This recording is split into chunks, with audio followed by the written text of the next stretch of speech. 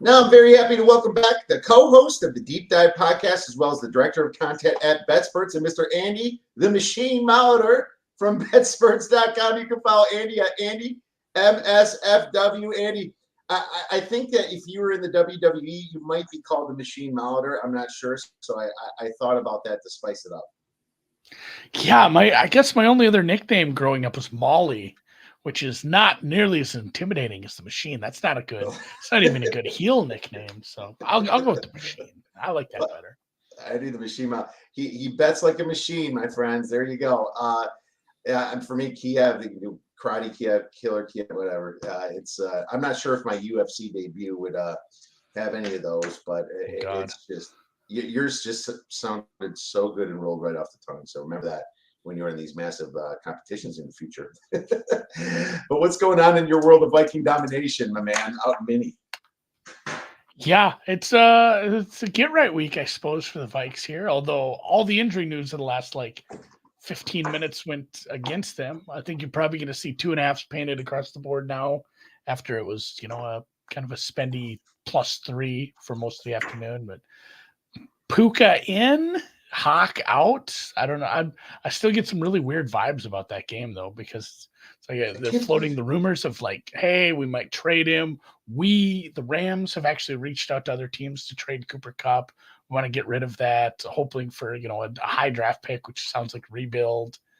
They're 12th place in the conference. They have a bunch of teams to jump to even think about making the playoffs. It doesn't feel like they can even get to second place in their division, and now they're just we're bringing Kupp back, we're bringing Puka back. So it'll be interesting to see how much, if those guys have a short leash tonight, or what, if they're show pony, putting them out there, say, look how fast Coop can run. He's healthy. He's worth a second round pick. He just goes out there for a few drives and shows teams that he's healthy, I guess. And maybe I guess I don't know what the deal is with Puka, although it has been 5 weeks for him. I don't know either. And I expected him to be a little bit eased back too. I didn't know he was going to play tonight. I thought they're going to keep him out, just throw Kupp in. It's hard to figure out motivation during trade deadlines here. It's funny we're jumping right into this game, but I think we should talk about that a little bit more when we get to this game. But I always want to talk a couple of other issues, there's always a question I like to ask my guests, and obviously overrated, underrated, according to the market. But the one I came up with today was, who is the real Super Bowl contenders going into NFL Week 8? Because I've got a couple that people said that's not on mine, but maybe you have it a little bit different. So NFC and AFC, who do you think the real contenders are? Man, at this point in the NFC, is there a team outside of the NFC North that you really want to go to war with? Which is how injured the Niners are, the limitations we've seen from Philadelphia, basically the ceiling that you have for anybody from the NFC South. Is it just like Detroit, Minnesota, Green Bay? That's kind of messed up to say, as you do have to put a lot of respect on Kyle Shanahan and what Purdy's done, and maybe at the end of the year, Christian McCaffrey is running fine. Juwan Jennings is fully healthy. So, Ayuk is done. But if it's a healthy team at the end of the year, probably still put the Niners in that conversation. The teams below that, the Philly, Dallas, Seattle, Atlanta, Tampa, that kind of section feels a lot less likely. And then AFC is probably Baltimore, Kansas City, Buffalo. That's the easy big three. I think the AFC is pretty easy. That's what I have in the AFC. It's boring, but I think in the AFC there's only 3 contenders: Baltimore, Kansas City, Buffalo, and I put an asterisk by Baltimore until Lamar can show they can do it in the playoffs too. It feels just a little. I'm sick of it. I'm sick of the whole amazing Baltimore team that fails your bet in the playoffs. It metrically doesn't make sense in a lot of cases, but that's what they've been. But it's funny. I do have 2 NFC North teams in the NFC for a Super Bowl contenders that I believe in. And one's Detroit, and 2 is Green Bay. Minnesota, I think, is much better than we thought, and I don't disagree with that. And I'm not even saying that they're a fade team. I just can't see them being a real contender with Sam Darnold yet. And it's so hard to get your head around that. I know. I can't. I can't. I'm sorry. And I pick Green Bay because I trust the coach a little bit more. I know LaFleur can make his head decisions, but I just feel like there's a little bit more trust there. I know Minnesota just lost their linebacker too for a little while. What's his face? That's Cashman is out. Blake Cashman, and that affects my prop bets. I was going to fade Kyron Williams and take the under on his rushing. That kind of hurt that, but San Francisco, I had to put there because I do see CMC back. Juwan Jennings is fine. Ayuk, it doesn't matter. Ayuk is, you just need another guy open there. I've always believed that was a bad contract to sign Ayuk, and Debo is going to be back maybe even this week. I think San Francisco is still there, and I think Philadelphia is there, believe it or not. I hate their defense, but they do have Vic Fangio that maybe can do some stuff. I believe in Philadelphia just because some of their star power that they have on offense, and especially with that the running backs there. He's been awesome. Their defense is a question, but I think they could come around. And so I added Philly, but there's no way Dallas is there. Oh. There's absolutely no way. I don't think the Bears are there. I think they're a little bit fugazi. I love the Bears, they're my team, but they're not there. And then the other hype ones, Tampa might have been a consideration if they didn't lose their top two receivers. And Evans is going to be out a long time. Godwin was huge to them. I value them at maybe a point or less even to the power number, but when you put them together, I put them at like 4 points downgrade for them just being out, Andy. So yeah, they've had problems with their depth at wide receiver throughout the year. I mean, the 3, 4, and 5 guy have all been hurt at certain times too. So like, it's not like they have some strong depth behind those two as well. So tough spot for them. Yeah, and when I mentioned Dallas too, clearly like Dallas is a middle of the pack team at this point. I was just kind of thinking of teams that prior to the season, who you would have said. Dallas and Houston are a couple you would have said prior to the season, I think. And they're definitely both very much out, kind of in that, 13 to 18 range for if you want to power rank teams right now. Well, that leads me into our next question, buy low, sell high, with respect to the market and how you're valuing these teams. So maybe it is a team that you bet on or faded this week, or you can just maybe don't like the number and want to do it in the future. But I'll start and sell high, and you could. The Texans were my second choice, but I have to put the Steelers as my first choice. Now, don't get me wrong, we undervalued them. My under 8.5 at plus 100 is probably dead for their season wins, especially seeing Cleveland lately. But I just think that Steelers, now that they're laying 6 points, anytime the Steelers are laying a lot of points, I'm still scratching my head. I know that TJ Watt is a massive disruptor, man. And that dude is the best defender in the league. I've been screaming. I was, as a Badger fan and a Bears fan, I was screaming during the draft to draft him, but he went in the 20s. And so they got a hell of a player for that. But at the same time, I'm not a big believer in that offense there. And I think their offensive line can get got to as soon as they play a team with a mean defense, and that's coming up, that they're going to be in a little trouble. So I would have picked the second. How about sell high for you? Yeah, I have the Steelers pretty low too. I mean, I have them as like my 20th rated team right now. So I'm low. I can't get to 6.5 for, I have a very low rating in the Giants, but even with that, I can't get to this number. I don't understand it. I don't think what Russ did last week was very repeatable. I'd agree with you there. I disagree with how high some places are rating the Bears. And I believe in a lot of things they're doing. I like what their pass rush has done. I like some things we've seen from the offense, but they have really not played very many good defenses. Like I think this offense is probably going to take some steps back, and it's going to turn them into, kind of where we're at. They shouldn't be a middle of the pack team quite yet. They should be down in that 20th range, and they're getting rated as, slightly above average by some places. So I'm a little lower on the market than on the Bears. Yeah, it's not as hot of a take as the Steelers. Like the Steelers one is, I'm right there with you. You stole the good answer. In the Texans, well, it's good we think alike. The Bears are ranked number 13th on team rankings, predictive power ratings. I don't have the Bears that high. I still have them right in the middle of the pack as like a fat 0, kind of like averagey, until I see them beat some good teams. Beating Carolina hasn't aged well for anybody. Same with, the Jacksonville flies out late. They have all the hurricane issues, and the Bears actually got their way before them. I think that was a big part of that handicap as well. But yeah, I agree with that. Let's go to buy low next, I believe, right? So we're looking at a team that may have some value coming up. Yeah, I'm gonna let you start so I don't steal yours.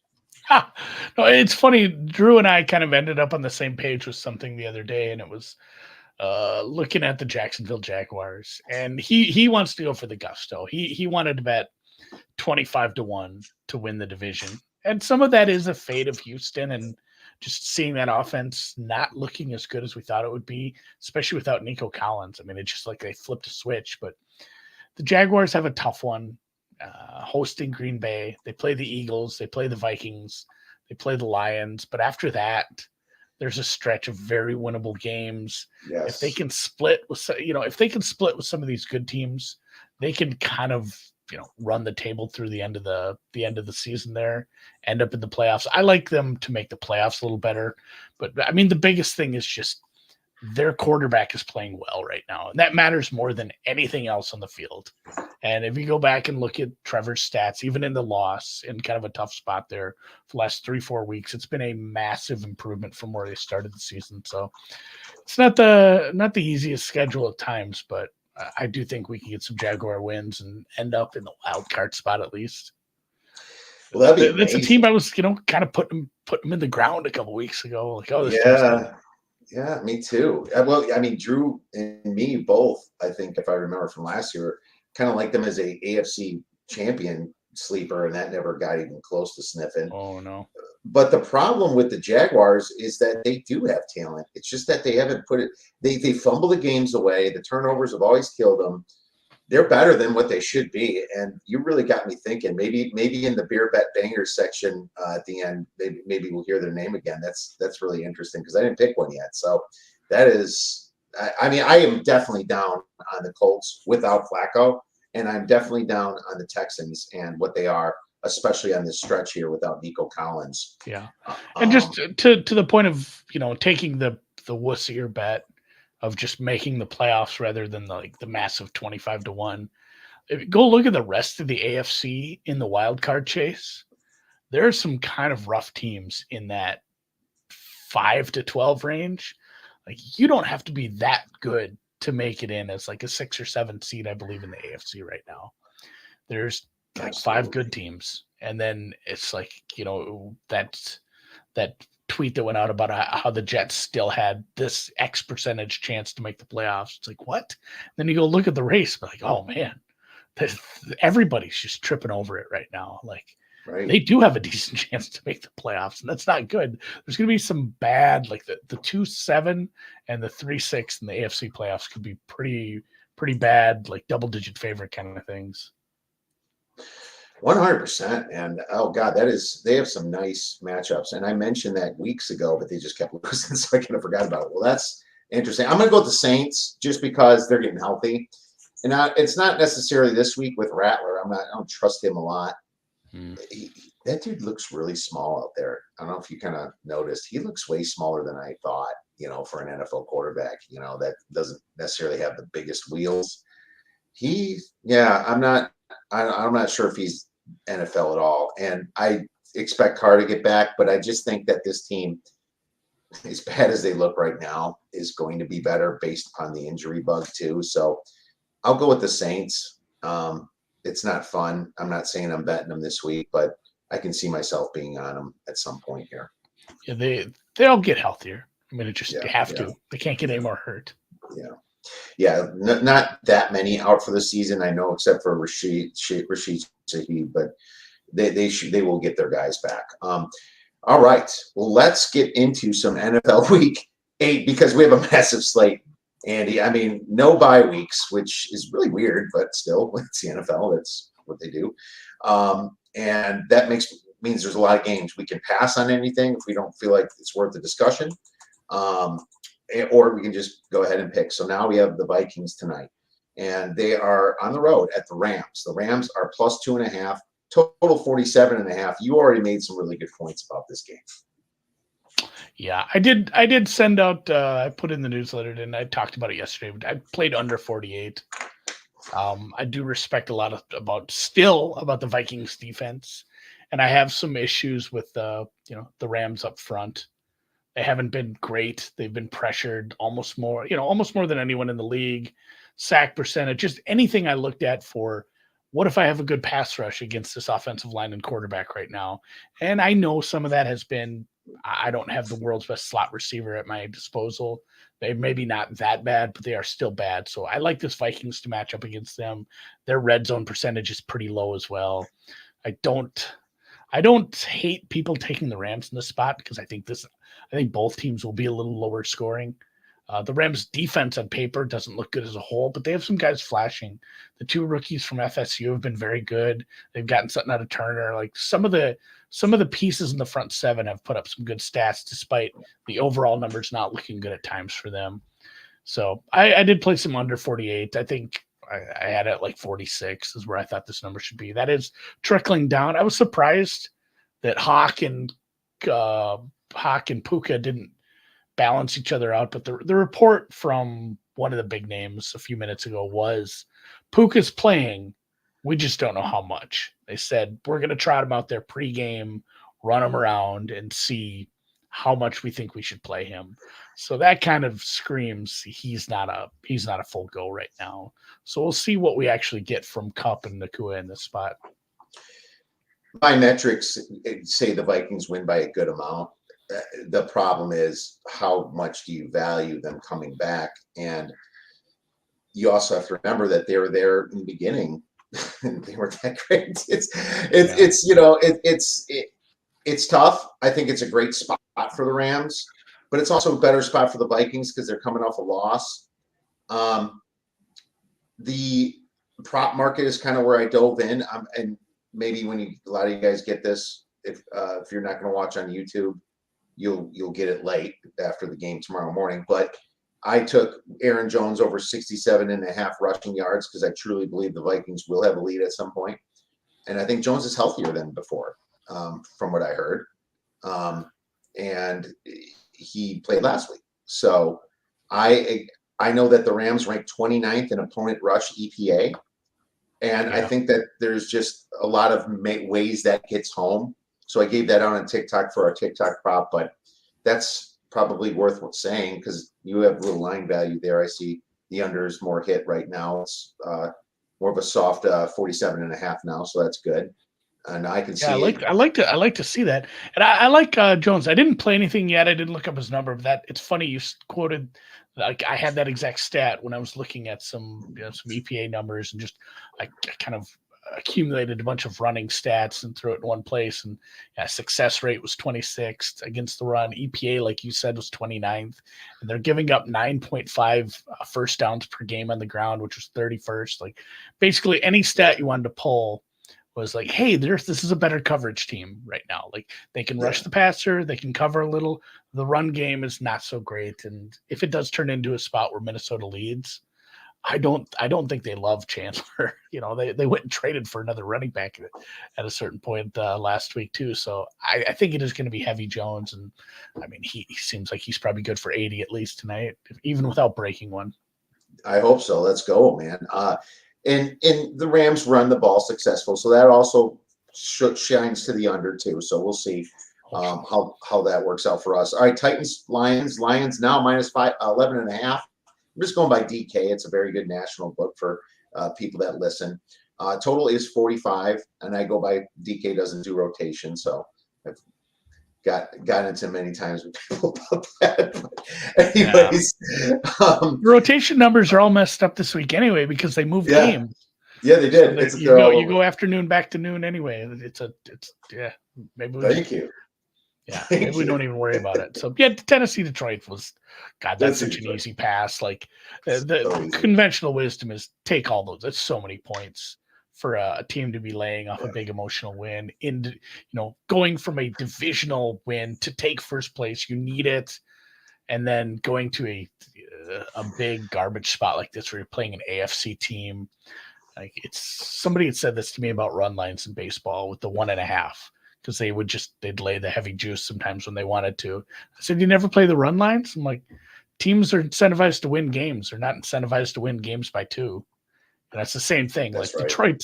Detroit isn't incentivized to cover this, and it's such a pain for people who lay big numbers seeing the team with the ball late in the game just winding down the clock. Like they don't want to score. They'll They drive don't, it to the they'll drive it to the 1 yard line and then kneel it out. Yeah, yep. yeah. And so that's the tough thing about big numbers like this, especially with outside of Branch, it's a secondary that can still be picked on.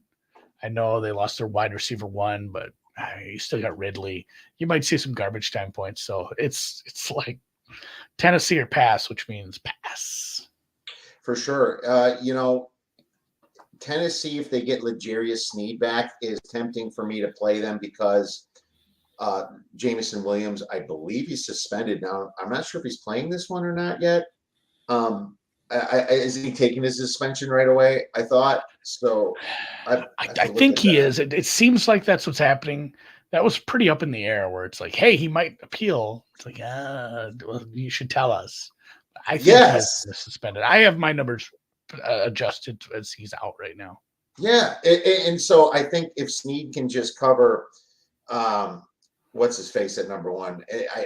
I always forget his name, but I think that there can be a cover. Now the Lions, like you said, have the Packers on deck and coming out, they're a sandwich, right? They're coming off the emotional win. So when they're a sandwich, and you've seen the Lions do this crap before, dude. This is not new for the Lions in this spot. So it's a spot play. My algorithm says Lions, of course, just because that's the numbers came out to. But the power rating is right on 11.5 for me. My power rating. So I'm literally on the number now that it moved a half point. But I would still take the Titans if Sneed's in, but I'm not. It's still lean. I'm not 100% sure. So let's pass on that one then and go to a much better game, the Ravens versus Browns. The Browns are taking money, buddy. Andy, +8. So I'm going to be honest with you. I took the 9.5. I couldn't. I actually took 10, but it was only one book that showed it. But I put it out at 9.5, and the total. Can't remember what it was then. It was 44.5, and I took it because I said if Jameis Winston plays this game, it gives them the better chance to cover and win. I think Jameis Winston's actually more of an arm talent than both of those quarterbacks. Really, Deshaun Watson made a lot of his college numbers on his legs, and his legs have not been good. And can you really downgrade them from going from Watson to Winston? I don't think so. No, I upgraded. So I know the Cooper stuff complicated it, but I actually upgraded the Cleveland Browns because I'm not grading it with 2017 Deshaun Watson or whatever. I'm grading it with the Deshaun Watson we've seen play in the last 5 weeks, and it's been pretit's pretty bad. I'm closer to 8 on this, so the number moved close to where I was supposed to be. The only knock on Baltimore, obviously, is that they're coming off a short week, but man, it's a divisional game. I'm not sure they're not gonna overlook this spot. It's a tough place to play. It is a lot of points for a Jameis Winston led team. They're getting Chubb back. Like you'd think they'd be able to put something out there, and not only that, but some context about the Ravens defense. I know people have been like, oh, it's not really a pass funnel because people just can't run against them, so they pass, and people are down against them, so they pass. But they have been sort of bad against the pass. Yeah, they have. So somebody posted that, or somebody was chatting with me this morning about Winston's yardage total. It feels like, in what world isn't he slinging it for 250? It has been a secondary that you can beat. It's not a team you can run that well against, and they're probably going to be trailing. I like that Watson Winston. It's going to slip me up all week, but I did like that Winston yardage over, and then I'm pretty much on price now that it's come down to 8. Yep. I am probably closer now. I think 7.5 or 8 is my number that I had, and I don't remember if I even upgraded him with Winston. I just think So I started with the team very injured because they were injured most of the year. And to be honest with you, this is more healthy, even without the quarterback, than they've been. And Cleveland, they're going to try this game. They're embarrassed too. It's not like a give up spot yet. Those are coming up in the next few weeks. But I'm going to give it a shot myself, and I got a better number, of course. But 8s come up pretty often in the NFL now, especially when they're down 14, go for 2 and miss. So, I like getting above 8. If you like the play as well, you definitely go above 8. But Winston could throw some pick sixes, and this can be completely destroyed on you too, because receivers or cornerbacks and safeties jump his routes. But I don't think that the safeties and corners are any good with the Ravens. Plus Humphrey's banged up. So yeah, I'm with you. I took it at a better number, but Humphrey missing time matters. They get Mollet back, but like Humphrey misses time for sure. Yeah, absolutely. All right, so let's move on to the next game, and we have the Packers Jaguars. Jaguars +4, total 49. All I'm going to say is that I am scared shitless that the Jaguars are good enough on offense to backdoor at any point. My numbers have the Packers probably more about 5.5, but I still not now. It's obviously went towards the Jaguars. This was higher before, but I understand it.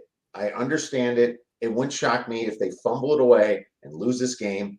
I still would lean the Jaguars in a bad spot for the Packers, but maybe you something better than me. Yeah, the Packers defense is tricky to figure out because the pass rush just hasn't been there. But the coverage, the runs, like it's like a middle of the pack defense that looks pretty good at times, despite not getting to the quarterback. So it feels like just another good spot for Trevor to keep playing the way he has the last few weeks. I'm a little lower. I would, if I had to play this gun to head, it's Jacksonville. Even if I've been high on Green Bay, this was a look ahead price. I grabbed the over on. I was happy to see that tick up a little. I think it's still a little low. I don't know. It was kind of disappointing to see that Green Bay game go under last week when I had some money on it after, like a 34-point first half or something along those lines. So it feels like Green Bay is going to pop on offense one of these weeks. That's what's probably scaring me away from this, because even getting their number one cornerback, the Jacksonville defense, has been very, very hit and miss. They have some names. They just don't have all the pieces. 100%. Let's move on to the next one. Indianapolis Colts against the Houston Texans. Texans -5, total 45.5. I have a better number. I had 6.5. I took it Monday or Tuesday. I can't remember. The Texans, this is a rivalry, a division rivalry. Like it was Nico Collins that destroyed this team the last times they played. Yeah. Nico Collins not in. I still think Diggs is a head case. I don't know what to think about that. The Texans do get pretty hyped up at home, though, at the same time. It is Anthony Richardson's got to play, but I'll tell you this, getting DeForest Buckner's back is nice. That's great for the Colts. They have Jonathan Taylor back playing. It's almost like the Colts are completely healthy. They thought that they could have won last game. It'd be tempting for me not to use it still at the 5 in the contest. I'm pretty low on the Colts, but I think I might be a little too low, being that I'm close to this number. Maybe I should have it at 4. What are your thoughts on this, Andy?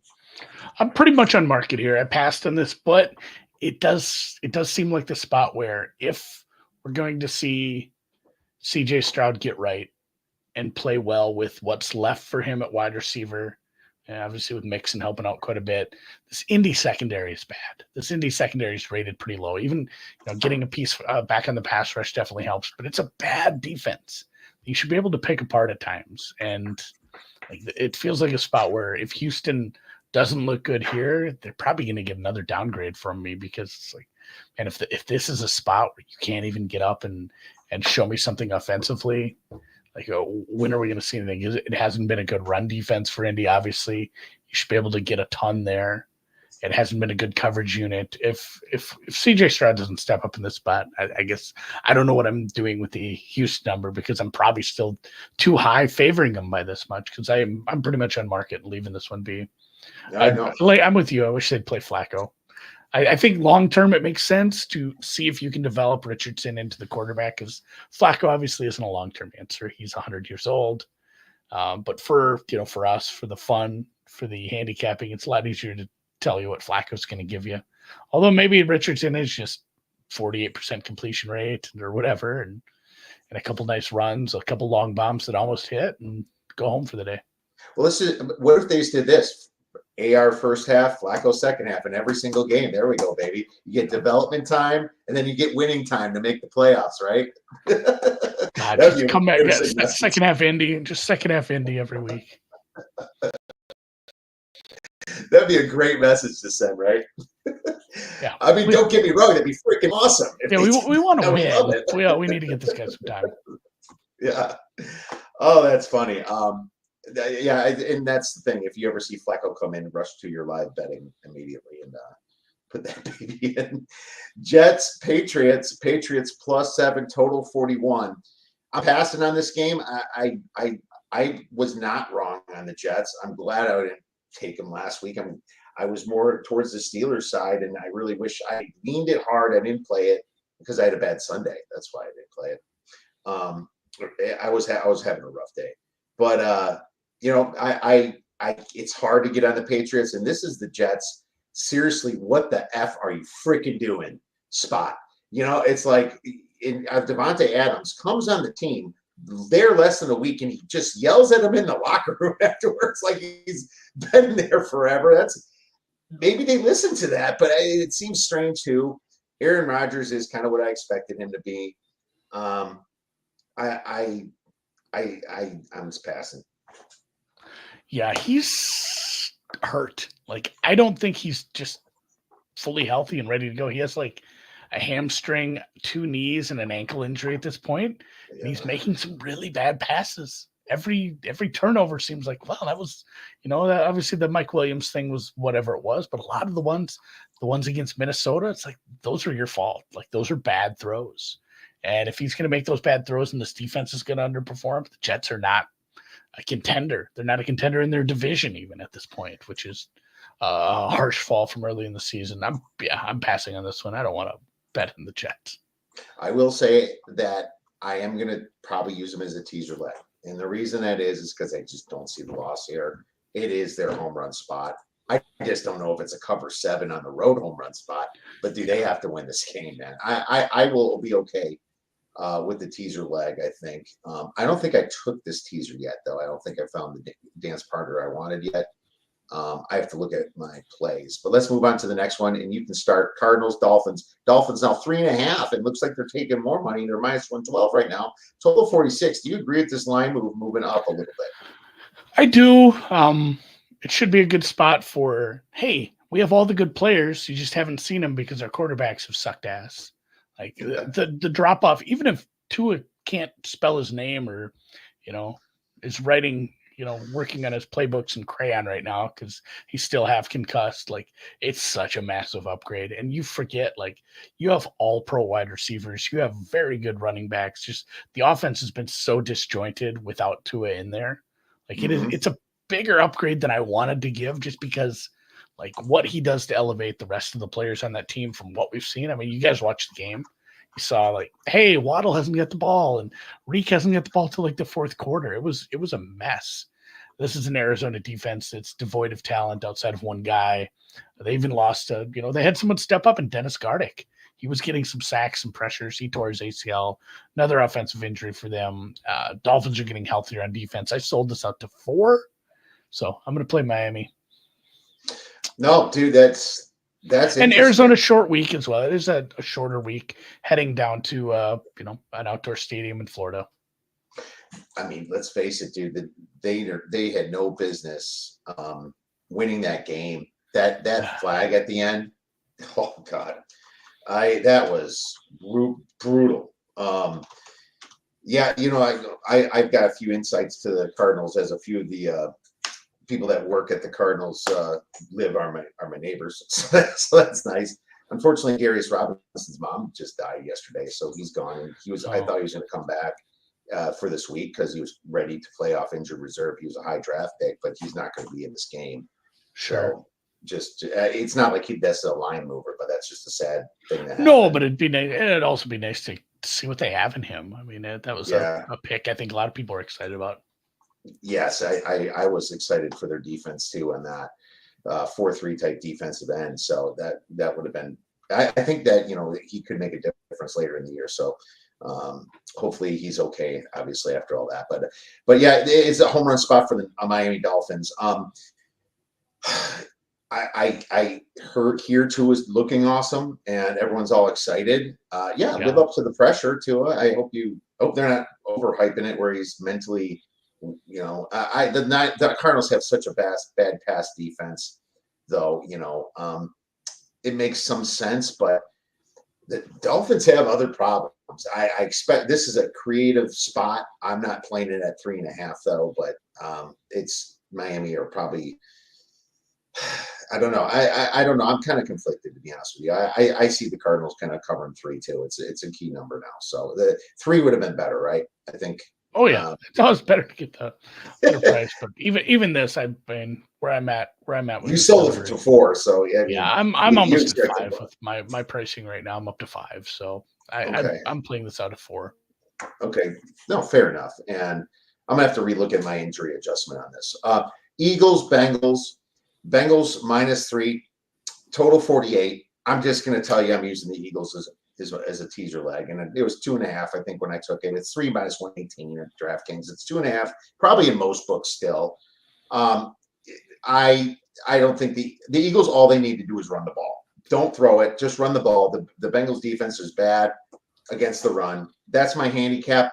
Can they screw it up? Sure. But I mean, to be honest with you, my numbers pretty much agree. What about yours? Yeah, I played the Eagles straight up. I will use them in teaser legs too. If it's sitting at 2.5 on Sunday morning, that's a definite look for a teaser leg, especially in a game that I think could be slowed down a little like that if they are going to run the ball. It's not like, oh, I hope they can, completely dedicate their offense to the run. And that's not something I've ever seen before.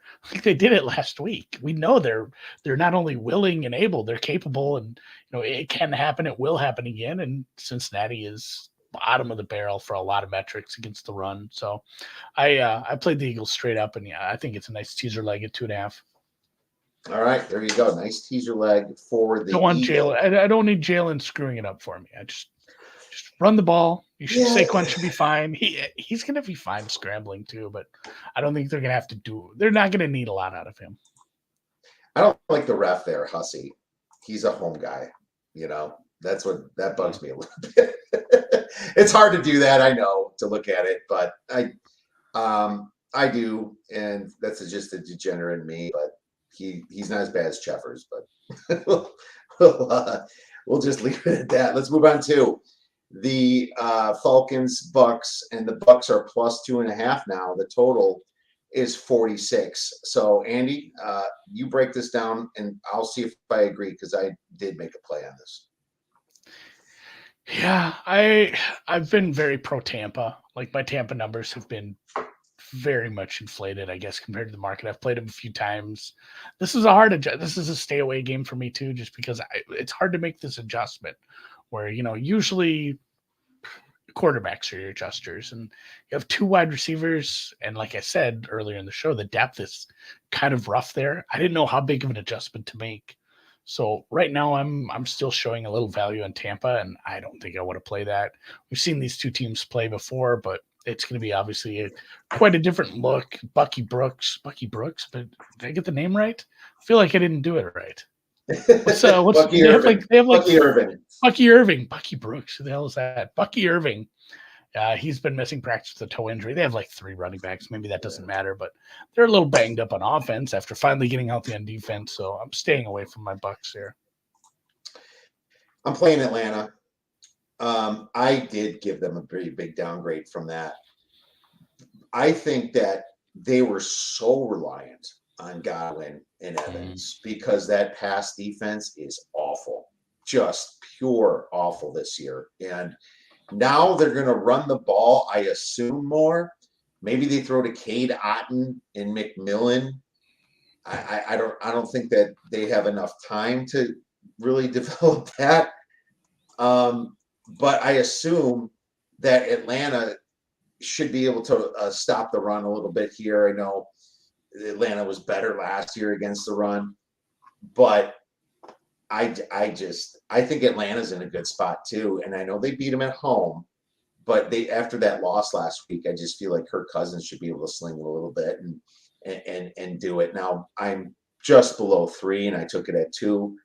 So I guess it's still kind of a play at 2.5, but it's a small one. So I have to give out something on the show. Yeah. 2.5. No, I just struggled with it because Kirk's been, we've seen inconsistent. Like he should have had a bigger week last week. I don't know, maybe the familiarity He'll be fine this week because we've seen good Kirk. Yes, we have seen good Kirk. He's kind of back and forth. Good Kirk would be great for this. He's got the talent, man, on that team with Darnell Mooney and obviously Pitts, the big guy at tight end. They just got to put it together. Bijan Robinson. Atlanta's crazily healthy, in a way. And I know they messed up a center earlier, but they're pretty healthy, now. And so I kind of like that part about them. Bill Seahawks, +3, total 47. This is a perfect spread to me. I'm completely passing. I would have liked the over a lot more if the rain forecast wasn't so bad, but right now it's a pass. I played some Seattle. I'm actually a little lower on Buffalo still, and maybe high on Seattle, I guess. But I can't get this quite out to 3 at home. Bad, not a bad travel spot, but a cross country game for them, and it might be rainy. Like the weather, legit. This is the one main weather concern, but I don't think we're gonna get super high wind. It's looking more just like rain, which maybe just hurts the defenses more than anything. Seattle's trying to get healthy. I don't think they'll ever quite get there this year. I don't know quite what to make of that defense, but I mean, the Buffalo offense against half-decent teams has been inconsistent as well. We saw that against Houston. We saw that, at times early on against a Tennessee team that you probably should have beat the tar out of. So I like this spot for the Seattle offense as well.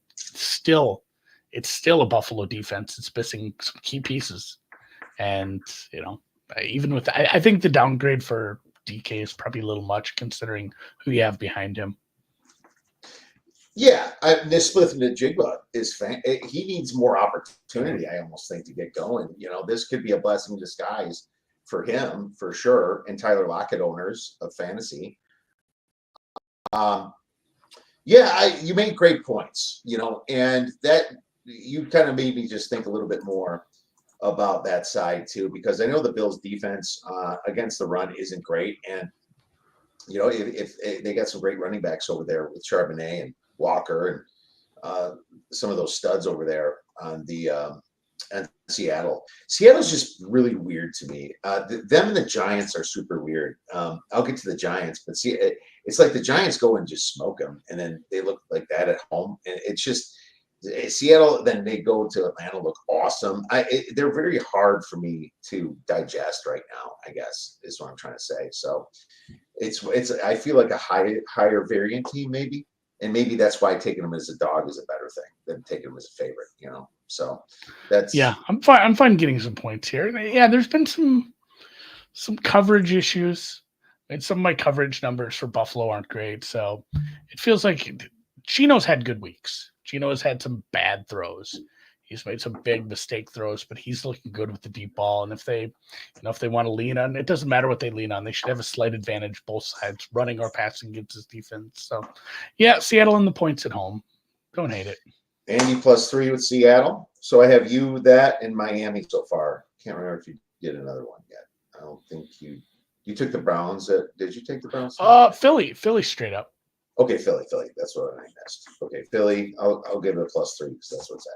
All right, so Chargers, and the Chargers are playing the very injured Saints. That's getting very healthy though. Taysom Hill should be back. Chris Olave should be back, but Spencer Rattler is still their quarterback. So that's why I'm teasing the Chargers down to 1 or 1.5, depending upon the book you have. And if it was Carr, I would play the Saints, but I'm not. So we'll have fun with that. Yeah, I wondered what this would move to. If Carr was like ruled in, I guess I don't know how healthy it'd be, but you'd think this would be more like a 3.5. It is the bad spot, though. It is the 9 days of rest for New Orleans coming off Thursday, and then the Chargers with shorter rest coming off Monday, the Widowmaker spot. Usually teams underperform. I think it was like a 60% cover rate. Yeah. These games do tend to go over as well. I don't know what to make of Harbaugh and his decision making. A little conservative, little old school at times. Against probably cost him the game. Obviously, the refs weren't great there, and then New Orleans, even getting healthy, just having Spencer Rattler at quarterback. I'm not sure I have him low enough, and I'm kind of on market here too. So this was one I was happy to step away from. Harbaugh just likes to win, but he leaves himself susceptible to those calls. pass interference call could have happened. The roughing call that was just the guy trying to make a play, and he even hit him that hard. He kind of missed him. He called it wrong. He missed him.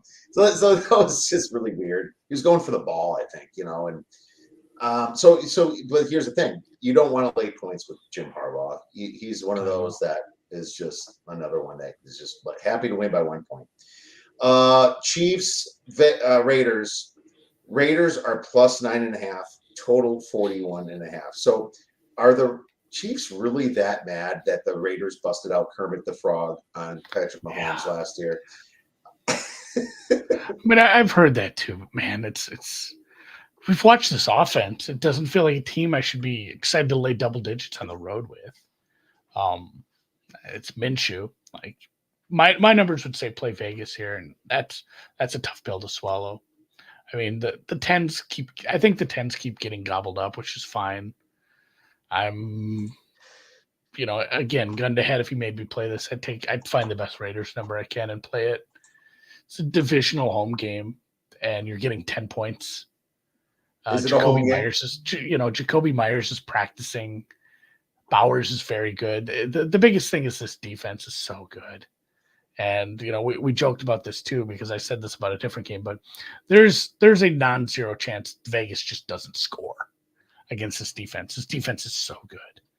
If they struggle, if Myers isn't 100%, their running game has been bad, and it could just be a comedy of errors for them. And you're going to feel bad having the 10 when you could have got, hey, what about plus 24.5 late in the first quarter?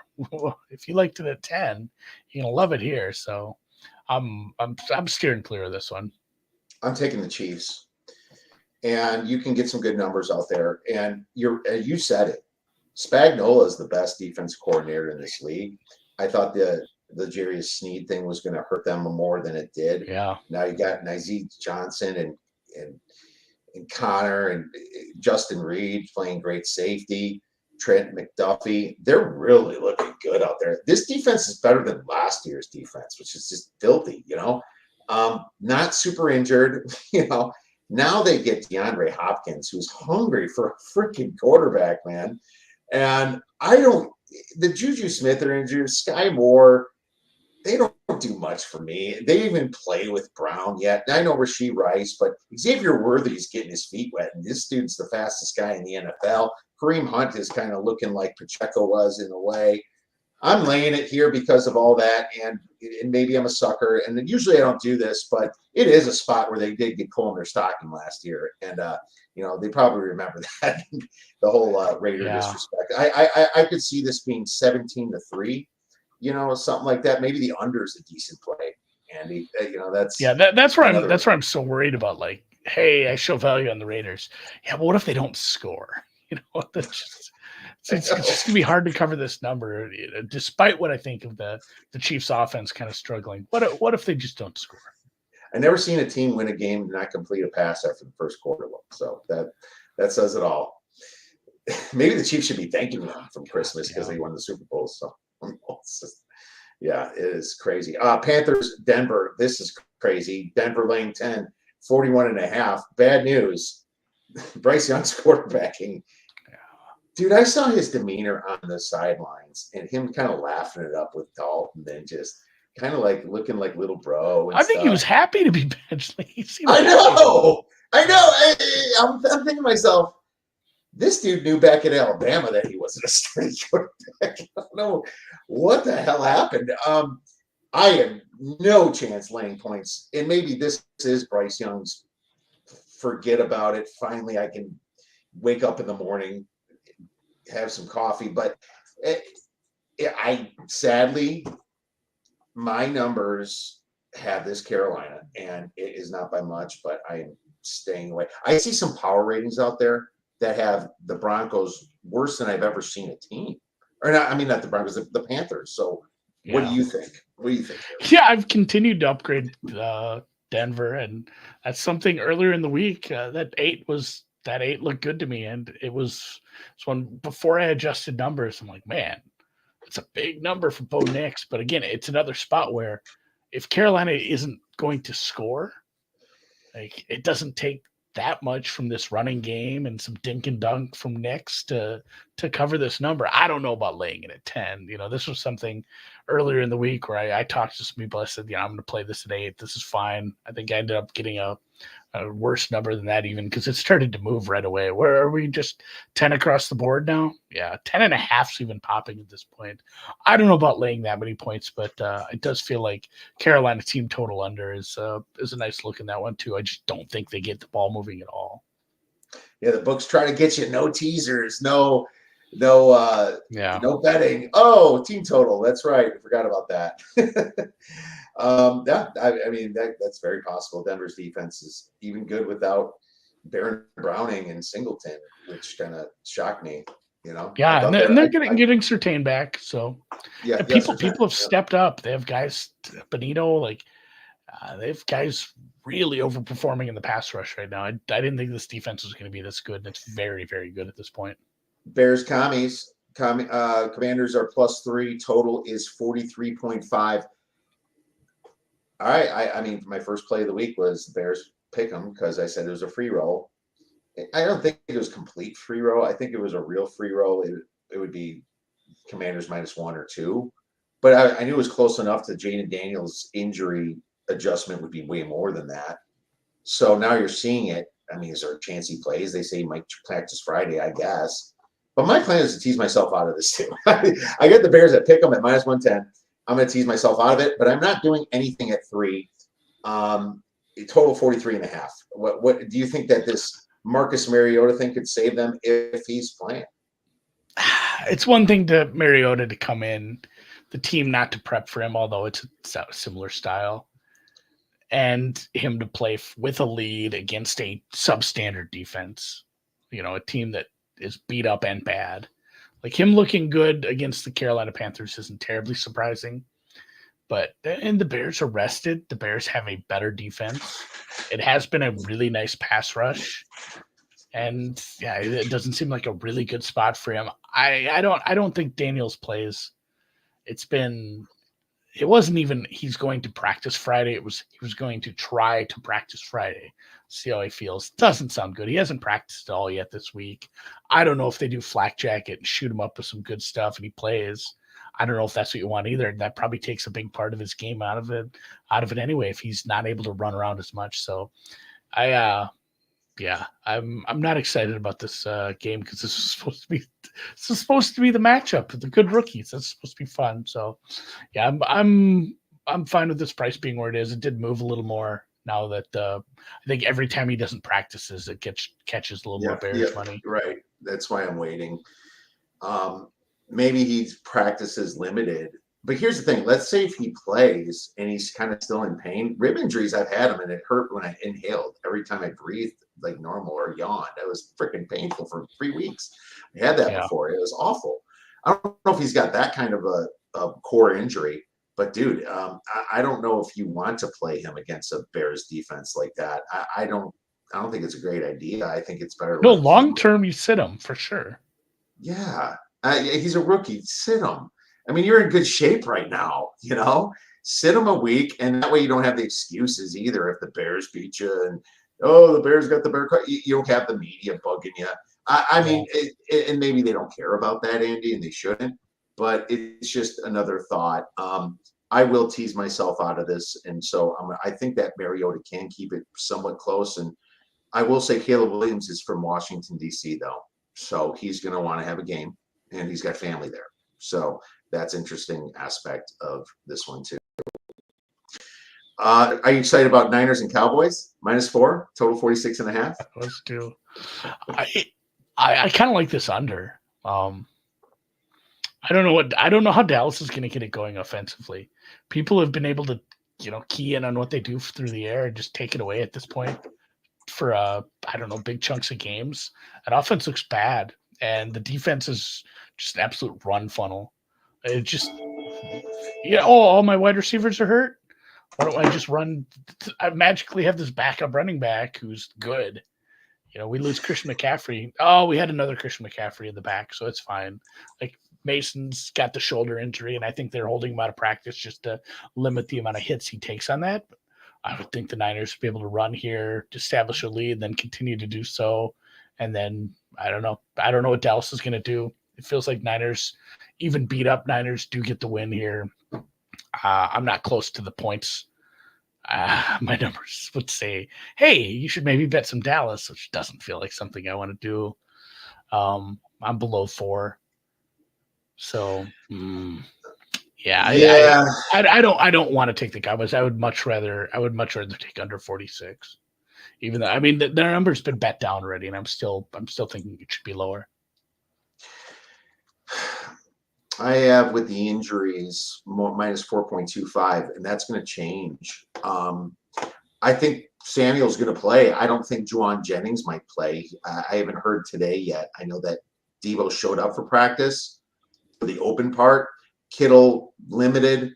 Bosa's going to play. Conley, another backup, limited. Special teams. Yeah, but is Parsons playing? I guess everyone assumes Parsons playing, right? Did not participate in Wednesday. Yeah, I think both of those are probably game time. If the defensive players, if Parsons bland, if you get them back, good. If not, I'm still thinking I'm fine. I think I'm fine with this under. I can't see taking Dallas at this number right now either. I think the under is a decent look for sure. There's no way I'm taking Dallas because every time they play a good team or a great team, they get smoked and they just beat up on the little teams. It's just the way. Yeah, and if that happens out of the gate, they're just not going to have chances to get back into it because the Niners will be able to run long, time-consuming drives. I have a strong lean to the Niners at minus 4, even though my number is 4.25. I do think that Deebo's going to play, and I think that you are going to get Kittle, and I think that could be enough after just an embarrassing loss. I guess that Brock Purdy got reamed out pretty bad by Shanahan at the locker from what I'm hearing, so that's not good. Well, we got one more game. Giants Steelers. Steelers minus 6, total 36. We touched on this one. So I tweeted out a stat this morning, just like a general one, not too advanced. Yards per play. Did you know the Giants are 3.7 yards per play at home and 5.7 on the road? It's almost silly. And it's not like the home schedule was that much harder than the road schedule. It was kind of equal-ish. I do favor that the home was a little harder, but it was just a mind-blowing thing after 7 games to see that to me, man. I don't have the numbers in front of me, but somebody in the live chat yesterday had put out a similar number, and it wasn't just for this year. It was, I think, his career, and it was Daniel Jones has like a massive road split advantage too. I mean, he was underwater, more interceptions than touchdowns at home, but he had a really good number as far as the ratio goes on the road, which I don't know what sense that makes. I guess you play in a shitty stadium apparently, but yeah, his road splits were good. This is just a really tough defense. Like this doesn't bode well for anything here. They're gonna have to throw the ball. He's gonna be back there a ton. I know they've had the injuries to Herbig and Highsmith, and if TJ Watt still exists, my numbers would say play the Giants, play the under, but I don't know. Like if anything that we saw improves from last week, and we still get some Russ magic, and this defense shows up, this could be an ugly one for the Giants again. It could. I mean, like I said, we said at the beginning, we're out on Pittsburgh, but this is. I know this might not be the spot. It's not the team I'm excited to take to fade them. Well, Dexter Lawrence didn't practice Thursday because of his hip. What the hell is that? I mean, he's their best player on defense, and then obviously the Thomas injury to the tackle. What's TJ Watt going to do against their backup, man, or whoever they find as a backup to throw in there? Oh God, it is. I mean, I wanted to fade Russell Wilson in the second week because he looked really good the first week. I really wanted to fade him, man, but I need to know at least if Dexter Lawrence is freaking playing. I need to know that. That's important. But here we are, beer bet bangers, Andy. Any like plus money? It could be just a money line play. I'm wondering if that's something you liked, or anything. You mentioned one that's really interesting earlier. Any beer bet bangers that you want to throw out there? Throw 10, 20, 15 whatever. Yeah, you know what? I still got to hunt around. I might have to drive to get legal books on this to get the best of the number, but I am gonna play the Panthers to be shut out. You should find that should be 20 to 30 or better. Like the worst numbers you're gonna find on that are 20-1. I've seen people bandying around 31-1, I think.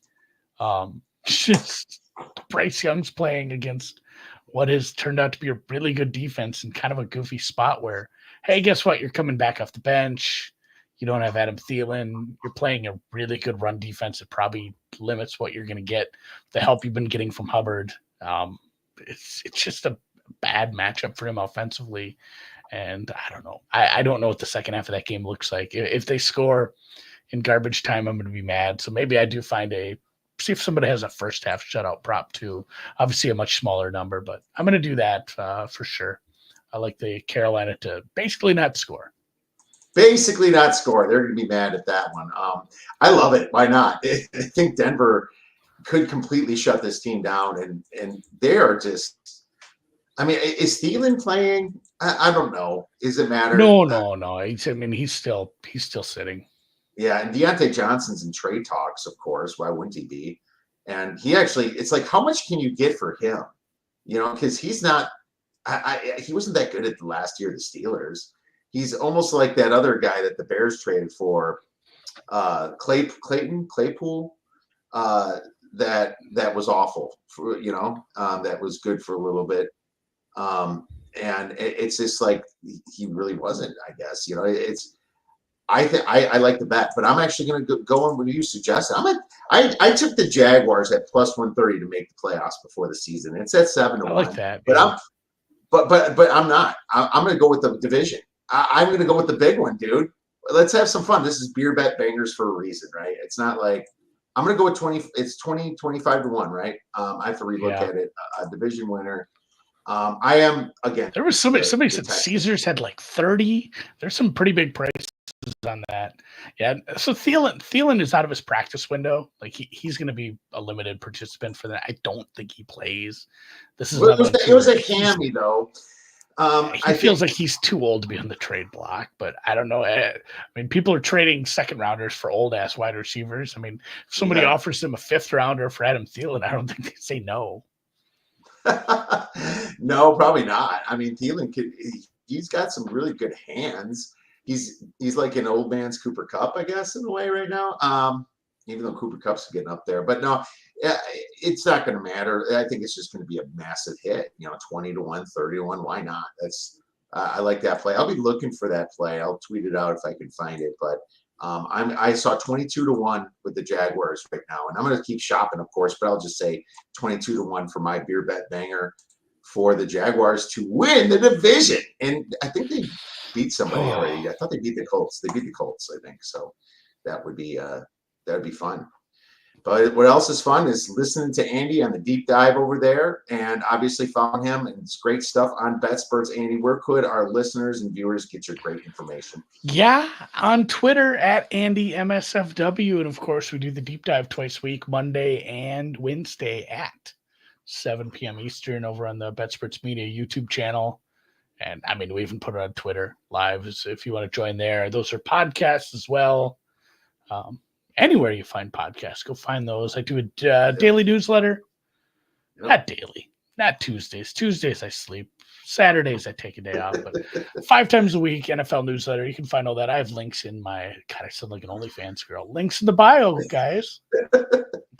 and Andy is a hilarious follow too at Andy MSFW. So make sure you check that out. All right, Andy, sounds great. We'll be talking soon. Thank you. Thanks a lot.